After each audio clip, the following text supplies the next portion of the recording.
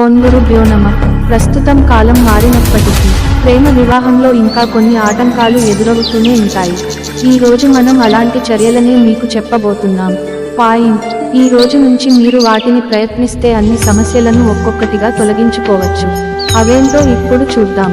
ప్రేమ వివాహంలో కొన్నిసార్లు అమ్మాయి తల్లిదండ్రులు అబ్బాయి కుటుంబంతో పెళ్లి జరిపేందుకు సిద్ధంగా ఉండకపోవచ్చు. ఇందుకు సమాజం ప్రధాన కారణమైతే, మరికొన్నిసార్లు కులం, మతం, ఆస్తి పాస్తులు లాంటి అంశాలు అడ్డుగా వస్తాయి. ప్రస్తుతం కాలం మారినప్పటికీ ప్రేమ వివాహంలో ఇంకా కొన్ని ఆటంకాలు ఎదురవుతూనే ఉంటాయి. ఈ రోజు మనం అలాంటి చర్యలనే మీకు చెప్పబోతున్నాం. ఈ రోజు నుంచి మీరు వాటిని ప్రయత్నిస్తే అన్ని సమస్యలను ఒక్కొక్కటిగా తొలగించుకోవచ్చు. అవేంటో ఇప్పుడు చూద్దాం. ఈ రత్నాన్ని ధరించండి. ప్రేమ వివాహం విజయవంతం కావాలంటే డైమండ్ లేదా ఓపల్ రత్నాన్ని ధరించండి. 16 సోమవారాల పాటు ఉపవాసం చేయండి. ఈ రత్నాలు మీ ప్రేమను పెళ్లి వరకు తీసుకెళ్లడంలో సహాయపడతాయి. అంతేకాకుండా సోమవారం ఉపవాసం ఉండటం వల్ల శివుడి అనుగ్రహం మీకు కలుగుతుంది. తద్వారా పెళ్లికి సంబంధించి మీకు ఎలాంటి సమస్యలు ఎదురుకావు. ప్రతిరోజు ఓం గౌరీ శంకర అర్ధాంగిని తవాం శంకర్ ప్రియా మాం కురు కళ్యాణి కాంత సుదుర్లభం అనే మంత్రాన్ని జపించాలి. జాతకంలో ప్రేమ వివాహం. వ్యక్తుల జాతకంలో 5, 7 స్థానాల్లో వివాహం స్థానం ఉంటుంది.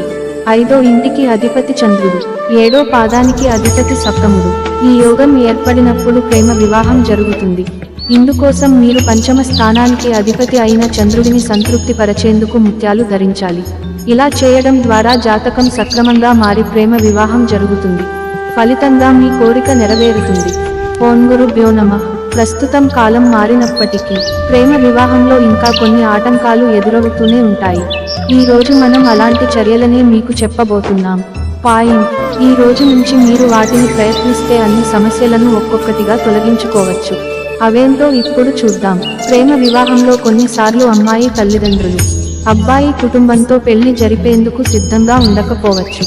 ఇందుకు సమాజం ప్రధాన కారణమైతే, మరికొన్నిసార్లు కులం, మతం, ఆస్తి పాస్తులు లాంటి అంశాలు అడ్డుగా వస్తాయి.